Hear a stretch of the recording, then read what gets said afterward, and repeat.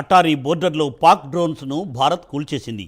ఈ తెల్లవారుజామున అటారీ బోర్డర్ దగ్గరలోని అమృత్సర్, ఖాసాలోని బీఎస్ఎఫ్ ఆర్మీ క్యాంప్స్పైకి పాకిస్తాన్ డ్రోన్ దాడులు చేసింది. అయితే పాక్ డ్రోన్లను భారత ఎయిర్ డిఫెన్స్ సిస్టమ్ ధ్వంసం చేసింది.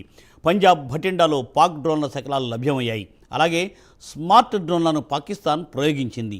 అయితే గాల్లోని భారత ఎయిర్ డిఫెన్స్ సిస్టమ్ వాటిని ధ్వంసం చేయగా డ్రోన్ల శకలాలు పొలాల్లో పడ్డాయి. అలాగే పంజాబ్లోని పలుచోట్ల డ్రోన్ దాడులకు పాక్ విఫల ప్రయత్నం చేసింది.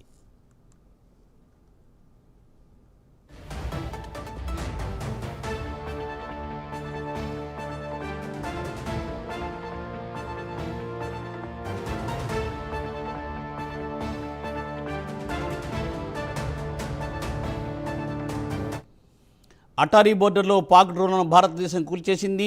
బీఎస్ఎఫ్ ఆర్మీ క్యాంప్స్పై పాక్ డ్రోన్ దాడులు చేసింది. అయితే పాక్ డ్రోన్లను భారత ఎయిర్ డిఫెన్స్ సిస్టమ్ సురక్షితంగా ధ్వంసం చేసి పంజాబ్ భటిండాలో పాక్ డ్రోన్ల శకలాలు లభ్యమయ్యాయి.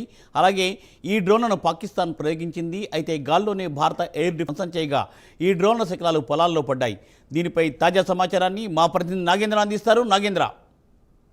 మూర్తి, నిన్నటి నుంచి కూడా పాకిస్తాన్ చేస్తున్నటువంటి డ్రోన్ల దాడులు కానీ అదేవిధంగా మిసైళ్ల దాడికి ముఖ్యంగా భారత్ సింధూర్ పేరుతో చేస్తున్నటువంటి అటాక్లతో వరుసగా పాకిస్తాన్ వెలవెల్లాడుతున్నటువంటి పరిస్థితి ప్రస్తుతం దాటు అదేవిధంగా 2 జెట్ ఫ్లైట్లను కూడా నేలకూల్చినటువంటి పరిస్థితి ఉంది. దాంట్లో ప్రధానంగా ఏదైతే సుదర్శన చక్ర పేరుతో ప్రధానంగా భారత్ పైకి వచ్చేటటువంటి ఇండియా బోర్డర్ పరిసర ప్రాంతాల్లో ఉన్నటువంటి ప్రాంతాలపైకి వచ్చేటటువంటి డ్రోన్లు ఎక్కడికెక్కడ కూడా ఎయిర్ విభాగం గాల్లో ఉండగానే వాటిని అన్నింటిని కూడా నిర్వీర్యం చేస్తుంది. దాంట్లో భాగంగానే ప్రస్తుతం అటారీ బోర్డర్ వద్ద పాక్ ప్రయోగించినటువంటి డ్రోన్లు అన్నింటిని కూడా గాల్లో ఉండగానే ఎయిర్ విభాగం అంతా కూడా నిర్వీర్యం చేసినటువంటి పరిస్థితి అయితే కనిపిస్తుంది. ప్రస్తుతం ఈ డ్రోన్లకు సంబంధించి ఏదైతే నిన్న అర్ధరాత్రి నుంచి కూడా పాక్ ప్రయోగిస్తున్నటువంటి డ్రోన్లను తిప్పుకొడుతూనే అదేవిధంగా దానికి ధీటుగా బదిలిస్తూ కూడా ఇండియా కూడా అదే స్థాయిలో డ్రోన్లను పాకిస్తాన్ పైన